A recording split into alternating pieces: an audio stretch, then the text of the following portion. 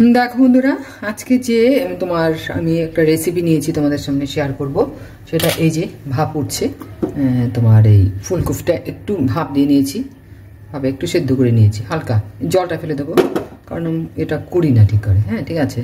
আর এই নিলাম একটু আলু টুকরো টুকরো করে, এটাও একটু ভাপ দেওয়া আছে, ফুলকপি ভাপ দেওয়া। আর এই নিলাম তোমার মাসকলাই বড়ি, ঠিক আছে। আর এই হয়ে গেল। আর এই নিয়েছি তোমার কই মাছ, তোমরা দেখো একটু,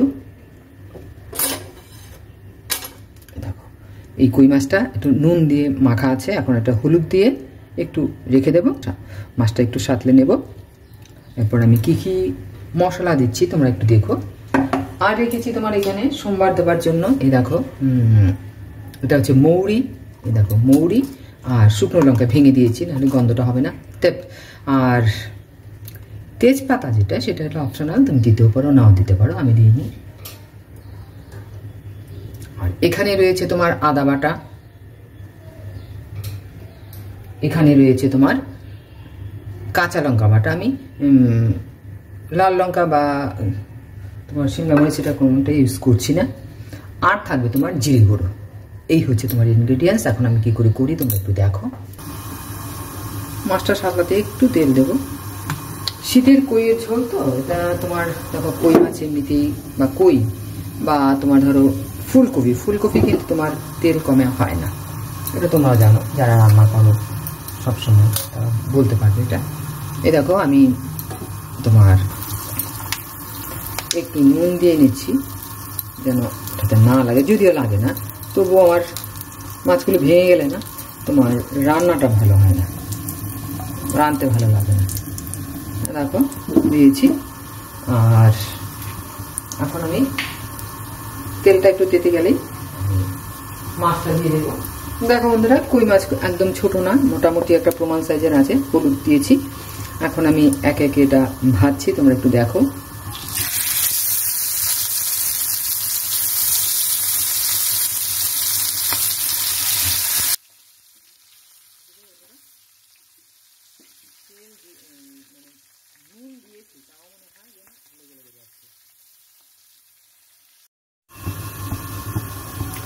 দেখো বন্ধুরা, আমার এই যে মাছ সাতলানো হয়ে গেছে, এই যে মাছ হয়ে গেল। বড়িগুলো তোমার একটু ভেজে রাখলাম, যদি ভেঙে যাবে না তোমার, খুব ভালো বড়িগুলো। আর আলু সিদ্ধ করা ছিল তোমাদের দেখিয়েছি, এটাও একটু ভেজে রাখলাম। আর করলাম কি তোমার এই দেখো ফুলকপিটা ছিল, যে ফুলকপিটাও আমি তোমার একটু হালকা ভেজে নিলাম।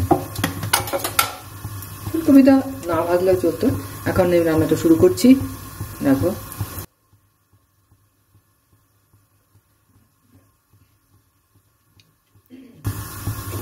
দেখো বন্ধুরা, ফ্রাই প্যানে করে নিলাম। আর যেহেতু সবজি আছে সাথে আলু ফুলকপি, তাই জন্য আমি এটা কড়াই একটা নিলাম। আর অ্যাকচুয়ালি আমার কড়াইতেই রাঁধতে সুবিধা হয়। দেখো, আর সেটা হচ্ছে তোমরা মৌরি বাটাও দিতে পারতে, কিন্তু মৌরি বাটা না দিলেও চলে, যেহেতু আমি মৌরিটা সোমবার দিচ্ছি। এই দেখো তেলটা তেতে গেলে, এই যে তেতে গেল, আমি দিলাম মৌরি আর শুকনো লঙ্কা তোমরা ভেঙে দেবে। এটা একটু ভাজা ভাজা হয়ে গেলেই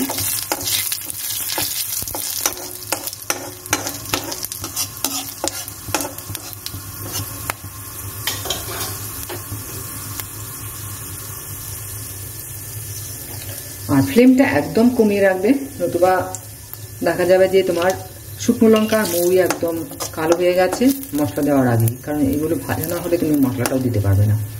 আর এই হয়ে গেল।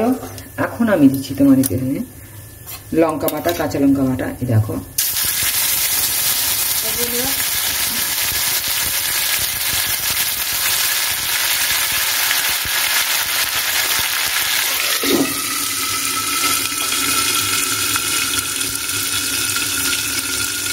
দেখো তোমাদের লঙ্কা আর নুন এটা তোমাদের স্বাদ মতো দেবে, তেলটাও বললেই বেশি দেবে না। আর এই দিয়ে দিলাম আদা বাটা,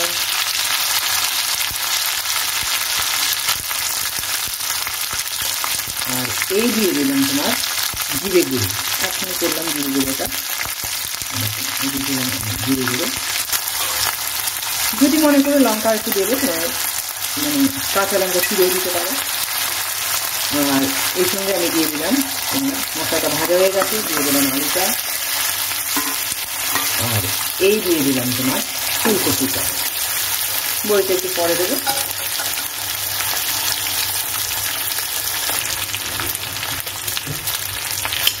দেখো বন্ধুরা, এই যে তারপরে এটা একটু হয়ে গেলে আমি দিয়ে দেবো তোমার ঝোলটা।